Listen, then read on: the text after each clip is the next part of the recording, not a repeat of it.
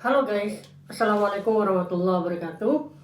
Berjumpa lagi dengan saya, Laude Muhammad Fathun, untuk membahas tentang isu-isu dan kajian teoritis dalam hubungan internasional.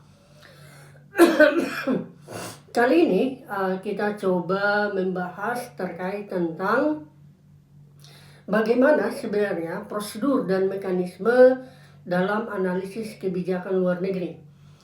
Dalam beberapa artikel dan beberapa analisis yang saya temukan, kadang-kadang memang ada kesalahan persepsi dan kesalahan analisis ketika menganalisis suatu kebijakan luar negeri. Dasar utamanya adalah pertama, merumuskan pertanyaan, yang kedua, level kajian, yang ketiga adalah teori yang digunakan. Nah, sering saya lihat beberapa artikel yang berkaitan dengan analisis kebijakan luar negeri sering keliru dalam pola penjelasannya gitu. Nah, terkait dengan hal tersebut, saya mencoba menggunakan beberapa referensi yang ilmiah untuk mengcounter beberapa analisis tersebut. Yang pertama, saya gunakan bukunya Benjamin S. Day dan Valerie Hudson tahun 2020. Yang kedua, Chris Alden 2017, kemudian Glenn Palmer 2006, gitu kan. Kemudian Frederick Morin 2018, kemudian Alex Min 2010-2006. Kemudian buku yang paling pokok juga adalah bukunya Mariska Bruning tahun 2012. Pada intinya, dalam beberapa buku tersebut menyimpulkan seperti ini, bahwa dalam kita melakukan analisis dalam kebijakan luar negeri, ada 3 hal utama yang harus menjadi poin penting dan elemen penting yang kita harus pahami sebelum merumuskan pertanyaan, sebelum merumuskan teori yang digunakan untuk menganalisis sebuah isu tertentu. Karena salah merumuskan teori, subjek analisis itu berpotensi menciptakan kekeliruan dalam analisis kebijakan luar negeri.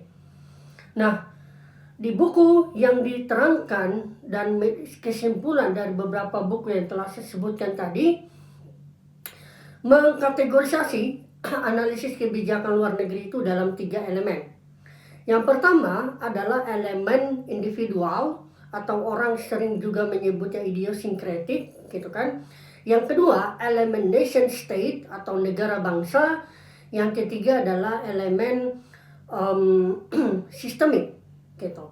Nah, dalam pola ini, dalam analisis pola ini, kita harus tahu subjek level analisisnya dan apa yang harus diteliti atau apa yang harus dijawab dalam pertanyaan penelitian, gitu. Dalam konteks analisis idiosinkretik atau analisis individual, maka yang kita teliti atau yang kita jelaskan itu adalah keputusannya. Jadi bagaimana how to decision, gitu. Nah, dalam pola ini, gitu ya, pada bagian ini, dalam menganalisis kebijakan luar negeri pada bagian individual ini, gitu ya, maka poin pentingnya adalah bisa tergantung metodologi yang digunakan. Jadi jangan salah merumuskan pertanyaan. Kalau yang poin utamanya adalah yang harus diteliti atau yang harus dijawab berhubungan dengan keputusan itu diambil, maka pertanyaan yang bisa diberikan adalah, pertama, kalau dari sisi eksplorasi, maka kita bisa bertanya tentang apa faktor-faktor yang membuat keputusan tersebut, gitu ya, diambil, gitu. Dalam konteks ini berarti yang menjadi level analisis kita adalah presidennya, gitu. Jadi jangan keliru di sini. Jadi kita bertanya tentang apa faktor-faktor yang membuat keputusan tersebut itu diambil. Nah, dalam konteks metodologi, pertanyaan ini berhubungan dengan eksplorasi. Sehingga pertanyaan ini sangat memang mendalam. Artinya kita secara metodologi dalam mengumpulkan data seharusnya harus bertanya langsung kepada orang-orang yang berkaitan dengan pengambilan keputusan tersebut atau aktor yang langsung mengambil keputusan tersebut. Dalam konteks ini, dalam berhubungan dalam konteks keputusan ini, gitu ya, kita harus lihat keputusan itu diambil oleh siapa, gitu. Apakah presiden, pemimpin organisasi, dalam hal ini adalah misalnya kalau di Indonesia Kementerian Luar Negerinya, atau yang ketiga adalah politik birokrasinya. Dalam konteks politik birokrasi ini jangan juga salah dipahami, karena politik birokrasi yang dimaksud adalah bukan birokrasi dalam konteks administrasi, tapi di sini berkaitan dengan politik istana yang sifatnya transaksional, gitu. Jadi di sini berhubungan dengan partai politik, kekuasaan politik di parlemen, gitu. Jadi jangan salah memahami di situ. Maka poin pertanyaan tentang apa faktor-faktor yang menyebabkan suatu keputusan itu diambil tergantung pola pengambil keputusan yang kita mau teliti tadi. Tapi levelnya memang sangat individual. Yaitu misalnya kalau presiden, misalnya Donald Trump, Prabowo, kemudian Xi Jinping, atau misalnya Kim Jong-un, dan seterusnya. Kalau yang kedua, kalau yang kita mau lihat di level organisasinya adalah kementeriannya, berarti yang kita lihat itu akan berkaitan dengan menteri luar negerinya dalam mengambil keputusan itu dasarnya apa. Nah, ini berhubungan dengan menteri luar negeri yang ada di negara tersebut. Kemudian kalau levelnya kita lihat di level birokrasinya, politik birokrasinya, maka yang kita lihat pemimpin parlemennya dalam memutuskan dan meregulasi keputusan yang ada. Dasar inilah yang kemudian kalau kita lihat bisa menjadi poin penting dalam kita menganalisis kebijakan luar negeri.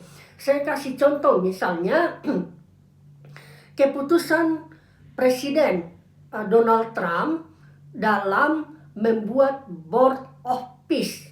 Berarti yang kita lihat, kita analisis faktor-faktor apa yang membuat Donald Trump gitu ya secara individual itu memutuskan untuk membuat Board of Peace. Seperti itu. Lebih lanjut, misalnya faktor-faktor apa yang membuat Presiden Indonesia masuk dalam Board of Peace. Artinya yang kita lihat itu alasan rasional dari presidennya. Nah, dalam konteks rasional ini di bukunya Mariska Browning tadi itu dibagi dua. Ada namanya rasional empiris dan ada namanya rasional normatif. Kalau rasional empiris itu berbasis dengan pengalaman yang dilakukan, sedangkan basis normatif itu rasional karena berbasis pada norma atau hukum yang berlaku, dasar kebijakan yang diambil.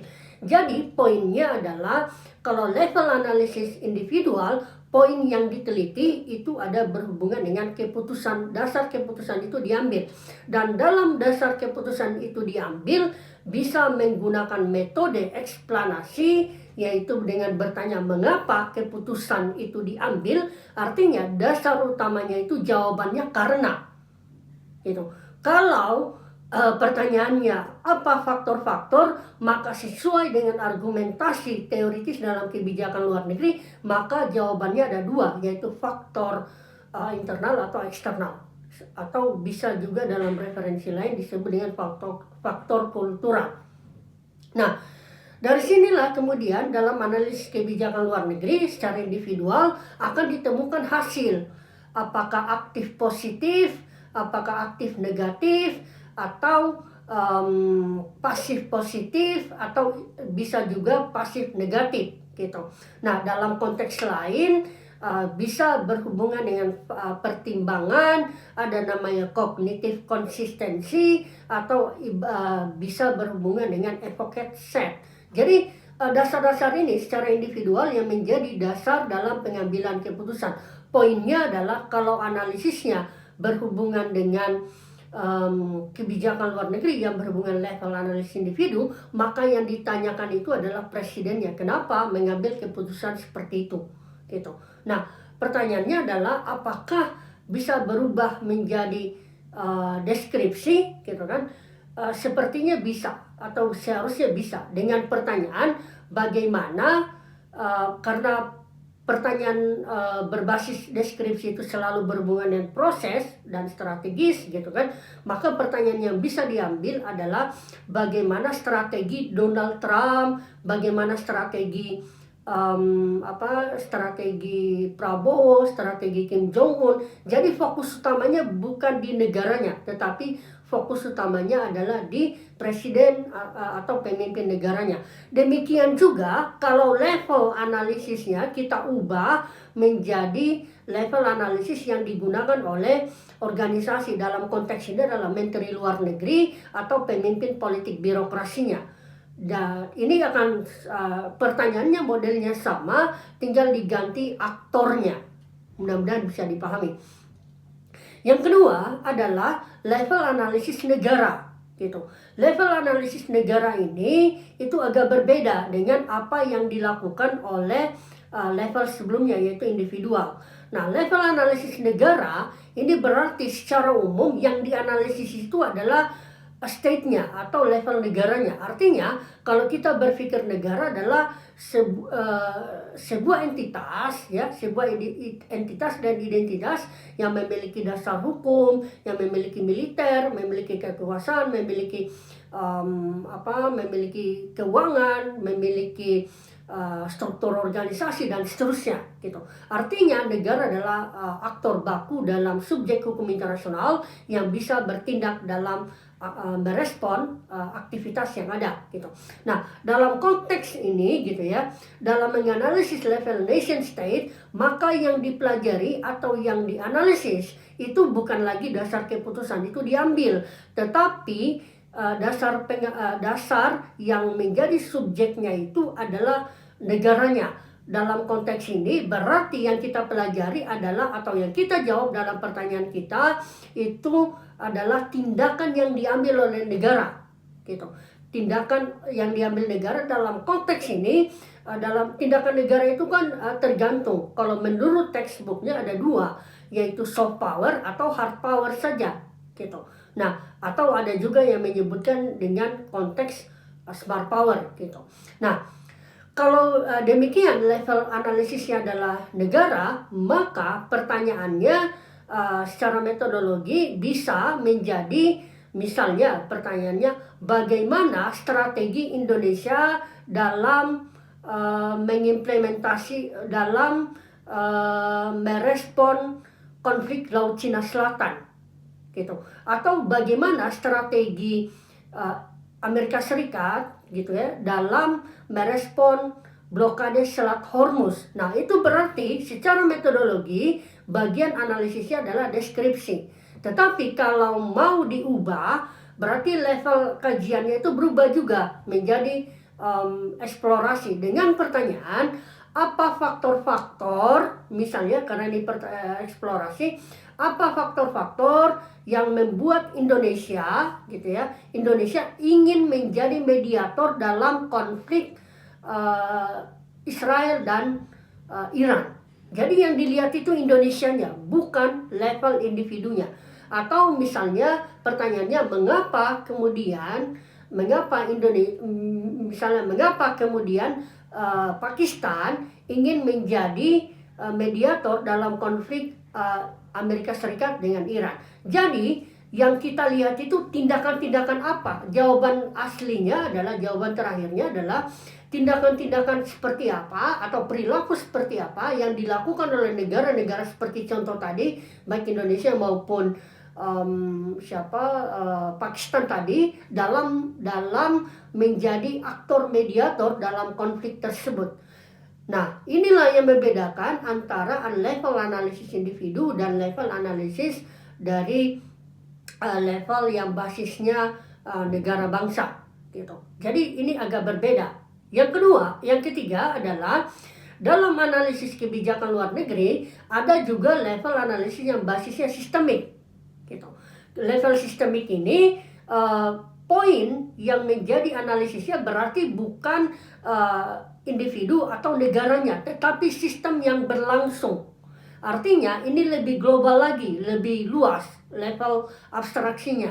Nah, dari sinilah kemudian ketika kita mau bertanya tentang sistemiknya, berarti yang kita lihat itu outcome-nya atau luarannya, sehingga bukan lagi melihat dasar keputusan tersebut yang didasarkan pada individu atau dasar negara, tetapi luaran yang sudah disepakati oleh negara-negara atau aktor negara yang menyepakati suatu konvensi, traktat atau semacam perjanjian tertentu yang menjadi normatif dalam aktivitas hubungan internasional, entah sistemisnya itu bersifat anarkis atau sistemnya itu bersifat kolaboratif gitu.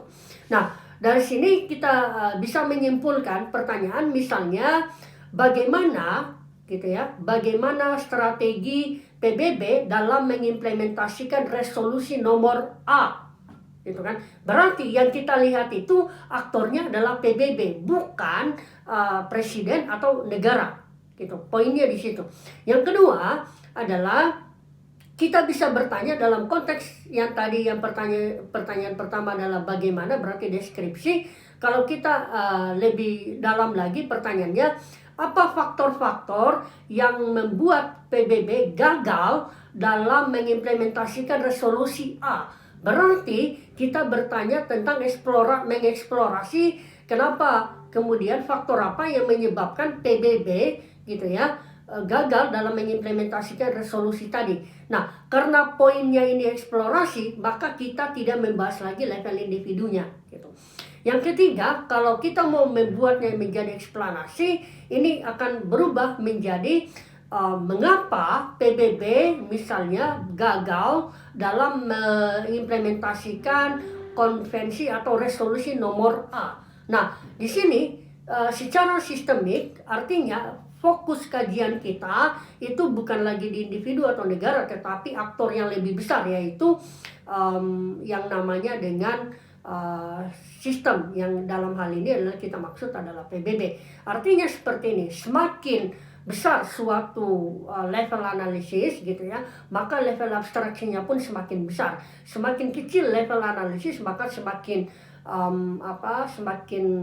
kecil pula level abstraksinya. Dan menurut preteori yang disampaikan oleh misalnya seperti James Rossnow, yang paling aman dalam analisis kebijakan luar negeri itu sebenarnya adalah level nation state, karena setidaknya itu ada di level tengah-tengah dalam kebijakan luar negeri, atau sering disebut juga dengan middle range theory gitu. Nah, yang harus menjadi tujuan juga dalam kebijakan luar negeri setelah menganalisis tadi, itu poin yang kita lakukan. Tujuan dari kebijakan luar negeri ini levelnya untuk apa gitu. Nah, kalau kita kutip dari bukunya Pak Rian Nugroho 2021, ada 4 level yang menjadi tujuan dalam kebijakan luar negeri ini. Yang pertama, kalau basis negaranya negara kecil atau negara lemah, maka tujuan kebijakan luar negerinya itu hanya untuk mendapatkan bantuan luar negeri atau hanya untuk memenuhi kebutuhan domestik. Yang kedua, kalau level negaranya ada di level agak baik sedikit gitu ya, negara-negara yang level kebutuhan domestik ini adalah negara-negara levelnya miskin. Bisa kita sebut misalnya negara-negara Pasifik Selatan atau negara-negara Afrika yang memang masih membutuhkan tujuan kebijakan luar negerinya itu untuk mendapatkan donor atau bantuan luar negeri. Yang kedua, kalau level analisisnya levelnya domestik, tetapi kebutuhan domestik ini untuk sudah bukan berhubungan lagi untuk hanya mendapatkan bantuan, tetapi juga sudah bisa mengeksplorasi untuk dimanfaatkan untuk keberbaikan dari suatu negara tertentu gitu. Artinya di level ini negaranya sudah semakin baik gitu. Nah, di level pola kedua ini, tujuan kebijakan luar negeri adalah untuk mengeksplorasi dari kebijakan yang sudah dilakukan melalui kolaborasi. Artinya sifatnya adalah kolaborasi bilateralisme gitu. Yang ketiga, kebijakan luar negeri poin utamanya itu bertujuan untuk sudah berperan di level lain gitu ya, level lain, tetapi hanya bisa di level regional. Dalam konteks inilah kebijakan luar negeri hanya bermakna pada level negara-negara middle power. Dalam konteks ini tujuan kebijakan luar negeri untuk mengeksplorasi integrasi.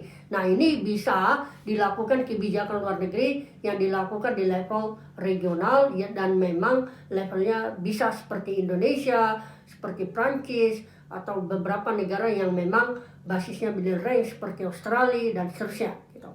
Kalau yang terakhir, kebijakan luar negeri tujuannya adalah untuk melakukan eksplorasi dan ekspansi dalam upaya mencari branding dan mencari pengaruh gitu. Jadi pada level keempat ini tujuannya adalah untuk mencari pengaruh dan branding.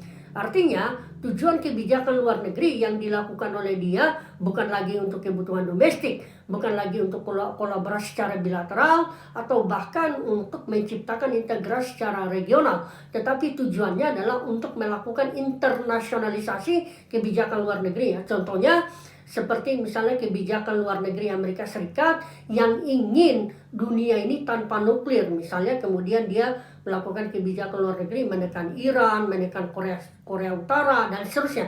Itulah bentuk dari kebijakan luar negeri yang basis level keempat. Saya pikir seperti itu. Nanti kita akan lanjutkan lagi di level-level lain. Kalau ada pertanyaan silakan disampaikan, dan jangan lupa di like dan subscribe. Terima kasih, semoga bermanfaat. Wassalamualaikum warahmatullahi wabarakatuh.